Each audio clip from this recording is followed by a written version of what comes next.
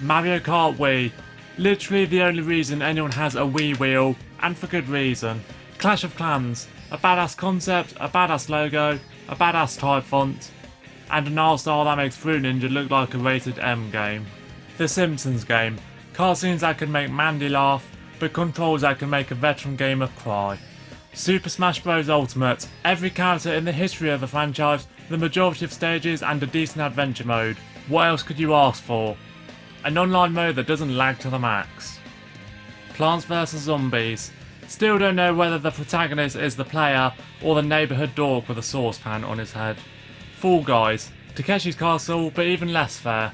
Dr. Kawashima's brain training. The portable stupid test.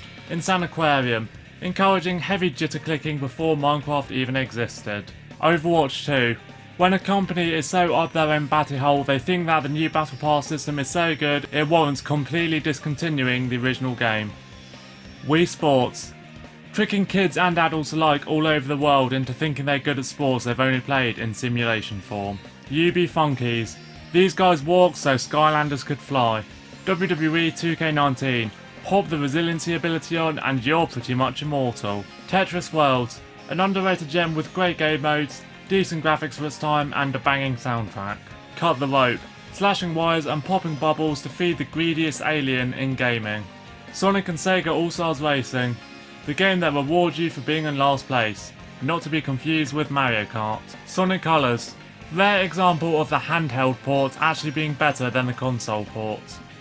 Splatoon 3. Hardcore paintballing and deathly steamrolling. Skylanders Spyro's Adventure.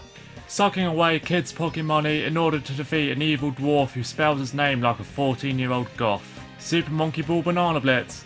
When you have such a good range of party games, the main game feels like an afterthought. Brawlhauler. Smash Ultimate with a stable online mode, but zero fighting diversity for the trade-off of a bunch of game modes that nobody asked for. Super Mario Maker 2. When the Toad name rips off a British panel game show.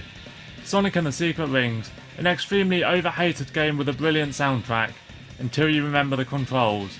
Not to be confused with a Simpsons game. Garden Warfare 2. Literally one of the most replayable games out there in no small part thanks to its large character roster. Tamagotchi Corner Shop. Threats of your pets dying replaced with the threat of your crappy shop going out of business due to a bad reputation. Fruit Ninja. Be honest. You thought you could cheat this game by using 2 fingers, didn't you? Nerf N-Strike. Ahead of its time with the weapon skins, but behind its time by not letting you unlock them if you're in the PAL region. Virtua Fighter. When the game wants you to beat the crap out of a barely legal Hong Kong woman so much they didn't even install a quit button so you could exit the game. Purple Place. Zero replay value, unless you're so nostalgic you'll put up with the world's slowest OS to play it. Nintendo Switch Sports.